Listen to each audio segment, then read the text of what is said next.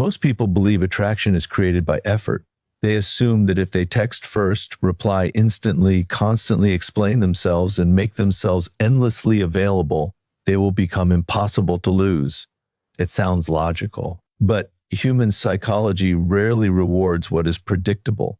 In fact, one of the oldest patterns in human behavior is this: we instinctively assign greater value to what is limited, difficult to access, or capable of existing without us. This is not merely a social observation, it is a principle woven into human nature. Scarcity changes perception. We pay closer attention to opportunities that seem temporary. We become curious about people who do not compete for our attention. We notice those who appear comfortable with their own company because their independence challenges our assumptions. They are not asking to be chosen, they have already chosen themselves. Robert Greene often reminds us that power is deeply connected to perception. People are constantly reading signals beneath the surface. Every action communicates something beyond its obvious meaning. When someone makes themselves available at every moment, answers every message immediately, and rearranges their entire life to gain approval, the message they unintentionally send is not devotion. It is dependence. Dependence weakens mystery, and mystery has always been one of the most powerful forces in attraction. Think about how the mind responds to uncertainty. When every answer is immediately available, curiosity dies. There is nothing left to imagine. But when someone remains emotionally centered instead of constantly reaching for reassurance, the mind begins to wonder, what occupies this person's attention? Why aren't they chasing? What gives them such calm confidence? These questions create psychological tension, and tension is the birthplace of fascination. This does not mean you should ignore people as a strategy or manipulate others into wanting you. Manipulation is fragile because it depends on controlling someone else's emotions. Genuine attraction grows from something far more stable. It comes from building a life so meaningful that your attention becomes valuable. When your days are filled with purpose, discipline, learning, meaningful relationships, and personal growth, you naturally stop seeking constant validation. Your absence is no longer a performance. It is simply the result of having a life that deserves your full engagement. There is an important philosophical lesson hidden here. Every moment you spend chasing approval is a moment you are not investing in yourself. And people sense that difference. They are drawn toward individuals whose identity is anchored internally rather than externally. Confidence is not loud. It does not demand recognition. It quietly communicates that your worth is not determined by who responds to your message or who chooses to stay. Ironically, the less desperately you need attention, the more attention you tend to receive, not because people enjoy being ignored, but because they recognize the rare quality of someone who is not emotionally dependent on their approval. Independence has a gravity that no performance can imitate. So before asking how to become more attractive to others, ask a far more powerful question: have I built a life that is attractive to myself? The moment your attention becomes your most valuable possession, others will begin to value it too. Once you understand that scarcity influences perception, the next question becomes even more important. Why do so many intelligent people still chase approval? Why do they continue seeking validation from people who have done nothing to earn such influence over their emotional state? The answer lies in one of the most powerful psychological forces governing human behavior: the desire to belong. From childhood, we are conditioned to seek acceptance. We learn that praise feels rewarding and rejection feels painful. Over time, many people unknowingly begin measuring their worth through the reactions of others. A compliment elevates them. A delayed reply unsettles them. Criticism lingers in their mind for days. Without realizing it, they surrender control of their emotional life to external circumstances. This is where attractiveness quietly begins to disappear.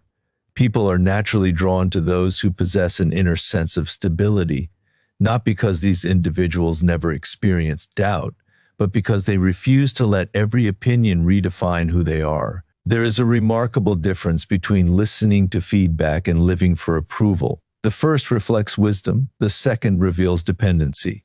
Robert Greene frequently points out that power belongs to those who maintain emotional independence. The moment your happiness depends entirely on another person's validation, you have given them invisible authority over your life.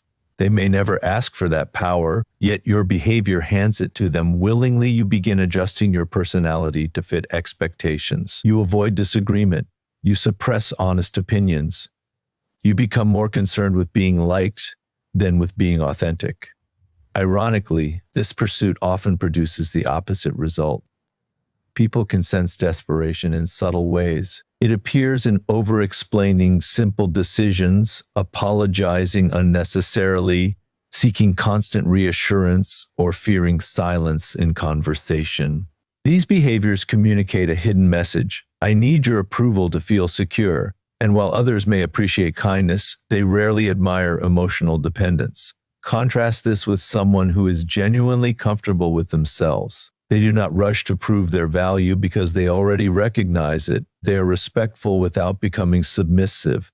They listen without abandoning their convictions. They can accept rejection without interpreting it as evidence of personal failure. Their confidence is not built on applause, it is built on character. This distinction is crucial because genuine confidence is surprisingly quiet. It does not seek attention through constant performance. Instead, it creates space for authenticity. When you stop trying to impress everyone, you become more honest. When you stop fearing rejection, your conversations become more natural. When you no longer chase acceptance, people begin responding to the version of you that is real rather than carefully manufactured. There is also a deeper philosophical truth beneath this. Every person you meet is carrying invisible expectations, preferences, and biases. Trying to satisfy all of them is impossible. If your identity changes with every audience, you eventually lose any stable sense of self. A person without a center becomes easily influenced, easily manipulated, and ultimately forgettable. Real freedom begins the moment you decide that your values matter more than universal approval. This does not mean becoming arrogant or dismissive of others. It means respecting yourself enough to understand that disagreement is not rejection, and rejection is not a verdict on your worth. Paradoxically, the less energy you spend convincing people of your value, the more valuable you appear.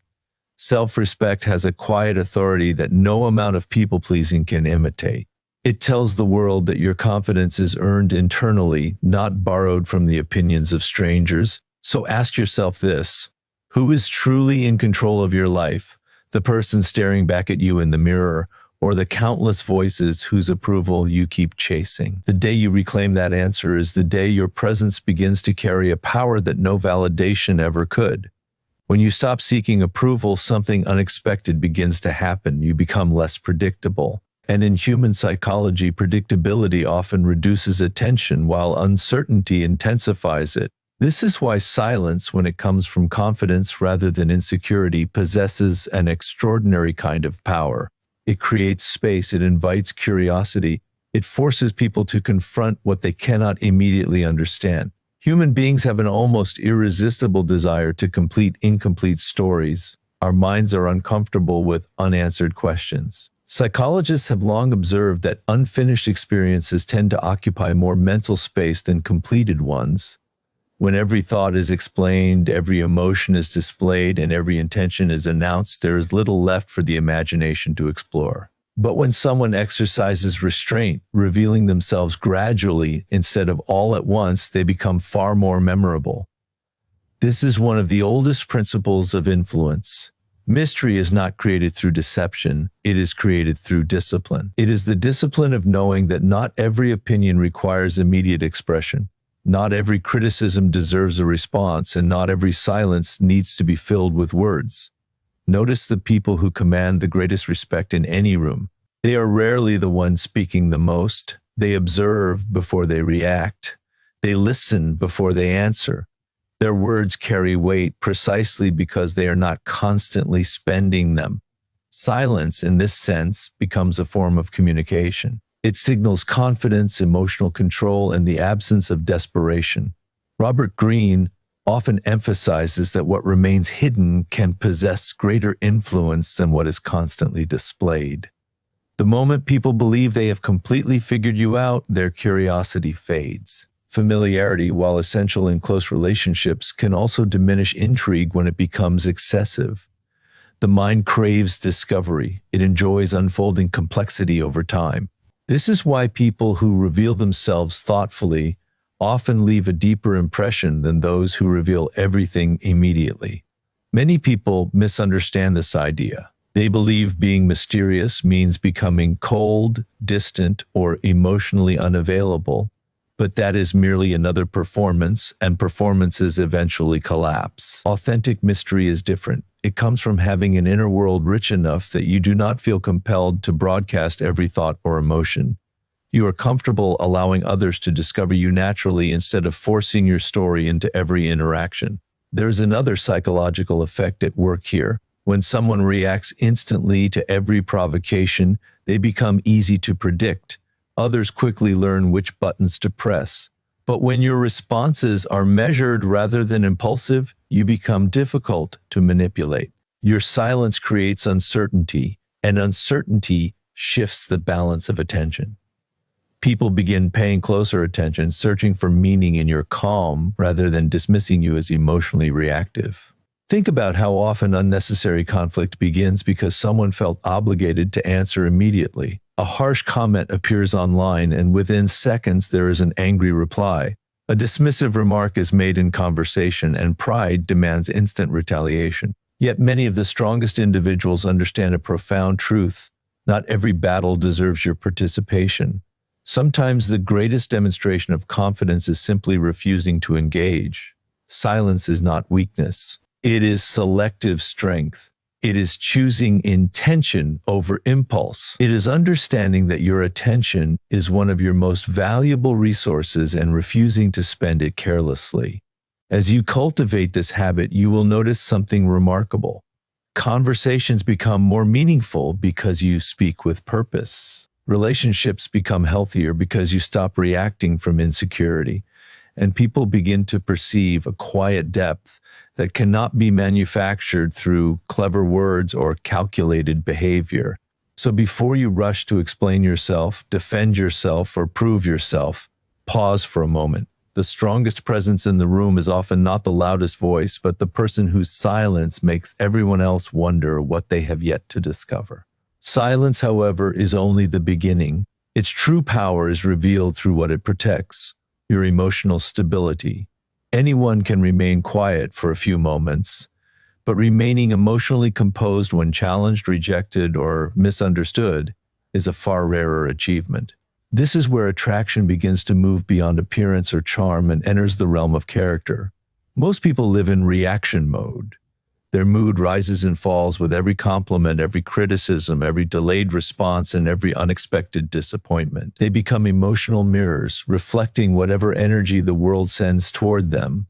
If someone praises them, they feel confident. If someone ignores them, they question their worth. If someone insults them, they lose control. In this state, they are not directing their lives. They are simply responding to the actions of others. There is a subtle but profound difference between feeling emotions and being ruled by them. Emotional control does not mean becoming cold or detached from life. It does not mean suppressing anger, sadness, or disappointment until those emotions eventually erupt in unhealthy ways. True emotional mastery begins by acknowledging what you feel without allowing those feelings to dictate every decision you make. Robert Greene has often explored the danger of emotional impulsiveness. Throughout history, countless leaders, thinkers, and powerful individuals have not fallen because they lacked intelligence, but because they surrendered to emotion in critical moments. A wounded ego started unnecessary conflicts. Impatience destroyed carefully built opportunities. The inability to tolerate temporary discomfort led to permanent consequences. The same pattern appears in everyday relationships. Imagine someone who does not receive the attention they expected. Their immediate instinct is to send another message, demand an explanation, or withdraw dramatically in hopes of provoking a reaction. In reality, these responses reveal anxiety rather than confidence. They communicate that another person's behavior has complete authority over their emotional state. Now compare that with someone who notices the same situation but remains calm. They acknowledge the uncertainty without rushing to conclusions. They continue focusing on their own responsibilities, their goals, and their peace of mind. If clarification becomes necessary, they communicate directly and respectfully instead of emotionally. Their composure is not an act, it is the natural result of self-control. People instinctively trust this kind of stability. Why? Because emotional consistency creates a sense of safety. We are naturally drawn toward individuals who remain grounded under pressure because they demonstrate reliability. Their reactions are guided by principles rather than impulses. They do not create unnecessary drama simply to satisfy temporary emotions. In a world where many people are constantly pulled in different emotional directions, this steadiness becomes remarkably attractive. There is also a philosophical dimension to this idea. Every emotional reaction represents a choice about where you place your attention. When you allow every insult, disagreement, or rejection to consume your thoughts, you are allowing other people to determine the direction of your inner life. In effect, you surrender your freedom one reaction at a time. Freedom begins when you recognize that while you cannot always control what happens to you, you can control the meaning you assign to it. Rejection may become motivation instead of humiliation. Criticism may become information instead of injury. Silence from another person may become an opportunity for patience instead of panic. The event remains the same, but your response transforms its power over you. This does not happen overnight. Emotional discipline is developed through repeated practice. It grows every time you pause before reacting, every time you choose understanding over assumption, and every time you refuse to let temporary emotions make permanent decisions. Over time, this habit reshapes not only how others perceive you, but how you perceive yourself. You begin to trust your own judgment because it is no longer clouded by constant emotional turbulence. And perhaps that is the greatest transformation of all. The goal is not to become someone who never feels deeply. The goal is to become someone whose depth is matched by discipline, whose emotions serve wisdom rather than overpower it, and whose peace cannot be easily taken away by the changing behavior of others. So the next time life tests your patience, remember this: the person who masters every argument may earn attention, but the person who masters their own emotions earns something far greater: lasting respect, quiet confidence, and a strength that no one can take away. Once you develop emotional stability, your attention naturally shifts toward a far more important question. If you are no longer chasing people's approval, where should your energy go? This is the point where many people become confused. They think ignoring others is the goal. It is not. Ignoring people for the sake of appearing attractive is simply another form of seeking validation. Your attention is still centered on them. The truly transformative shift happens when your focus moves away from managing other people's perceptions and toward building a life of genuine substance. Attention is your most valuable resource. Every day you are making silent investments with it. You can invest it in worrying about who failed to reply to your message, who overlooked your efforts, or who seems uninterested. Or you can invest it in developing your mind, strengthening your body, mastering a skill, cultivating meaningful relationships, and pursuing work that gives your life direction. One investment drains you, the other compounds over time. Robert Greene often reminds us that power belongs to those who play the long game. They resist the temptation of immediate emotional rewards because they are building something that will outlast temporary moments of approval. This principle applies just as much to personal attraction as it does to influence. People become magnetic not because they constantly demand attention, but because they are deeply engaged in a purpose that exists beyond attention itself. Think about the individuals you admire most. Rarely are they obsessed with convincing everyone of their value. Instead, they are absorbed in creating, learning, improving, or leading. Their energy flows outward into meaningful action rather than inward into endless self-consciousness. Ironically, this outward focus is exactly what draws people toward them. There is a profound psychological reason for this. Human beings are naturally attracted to momentum. We notice people who are growing because growth signals possibility. A person who is continuously evolving communicates that life with them will not remain stagnant. Their confidence is not based on yesterday's achievements or today's compliments. It is renewed through constant progress. This is why purpose quietly replaces performance. When your identity is built around becoming better rather than appearing impressive, you stop wasting energy maintaining an image. You become more authentic because your attention is directed toward reality instead of reputation. Or you no longer ask, how can I make them notice me? You begin asking, what kind of person am I becoming? That single shift changes everything.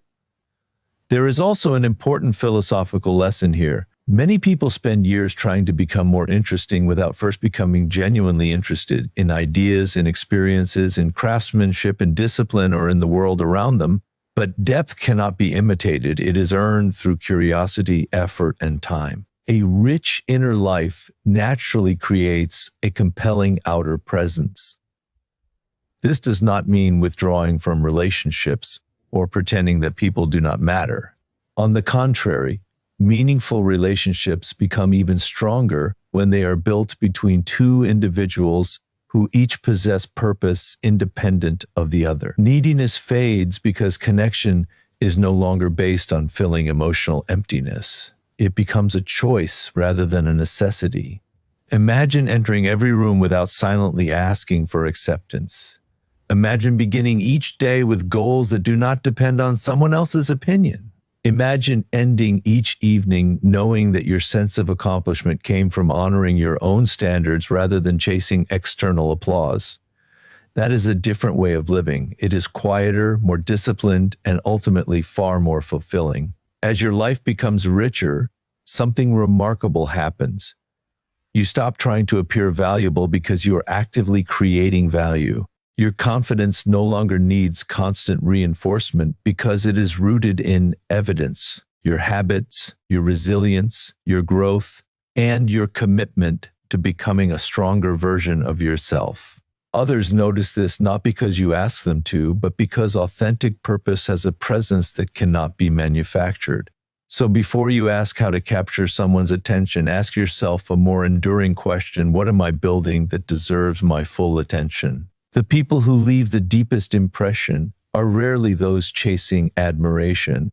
They are the ones too busy becoming extraordinary to chase it at all. After everything we have explored, the psychology of scarcity, the trap of seeking approval, the quiet influence of silence, the strength of emotional discipline, and the transformative power of purpose, we arrive at the principle that brings them all together. It is perhaps the most difficult lesson to learn because it demands something far greater than confidence.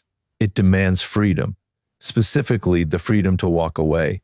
Most people think attraction comes from holding on tighter.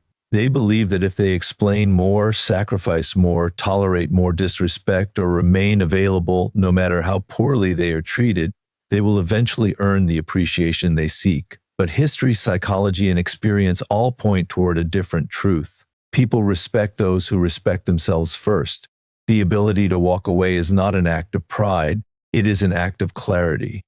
Robert Greene has often written that power belongs to those who are not controlled by desperation. The desperate person accepts conditions they know are unhealthy because they fear losing what little they have. The free person evaluates every situation through a different lens. They ask, does this relationship, opportunity, or environment align with my values? If the answer is no, they possess the courage to leave, not to punish others, but to protect their own integrity. This distinction matters because many people misunderstand detachment. They imagine it means becoming indifferent or emotionally cold. In reality, genuine detachment allows you to care deeply without becoming emotionally imprisoned. You can appreciate someone without needing them to validate your existence. You can love without losing yourself. You can commit without surrendering your dignity. This is where true confidence reveals itself. Imagine two people facing rejection. The first immediately begins negotiating for acceptance. They over-explain, apologize for things they did not do, and desperately search for a way to change the other person's mind. Every action communicates fear of loss. The second person experiences the same disappointment but responds differently. They acknowledge the pain because they are human. They reflect on what can be learned. If they made mistakes, they take responsibility. but they do not beg to remain where they are no longer respected. They understand that self-respect is worth more than temporary comfort.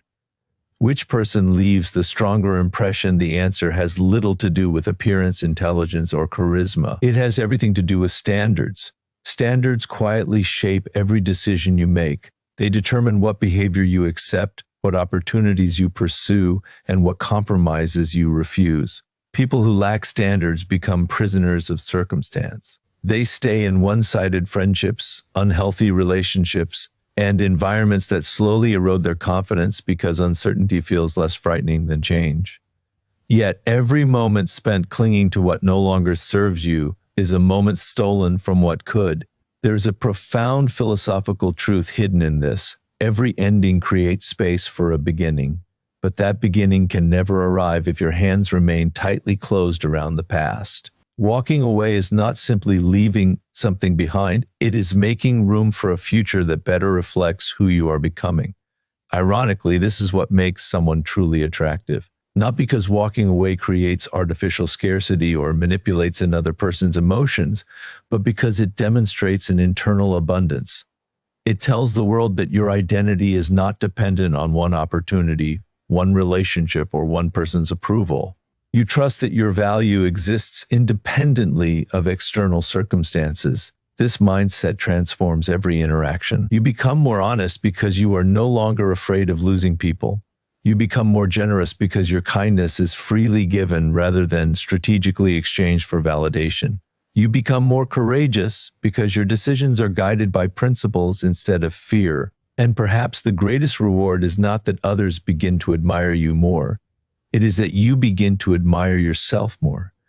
You wake each morning knowing that your life is no longer built around avoiding rejection, but around honoring your values. That kind of peace cannot be purchased, performed, or borrowed from anyone else.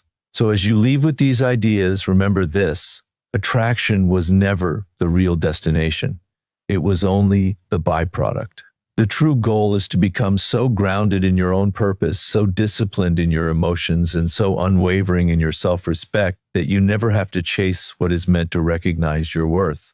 The moment you are willing to walk away from anything that diminishes your character is the moment you begin walking toward the life and the respect you truly deserve.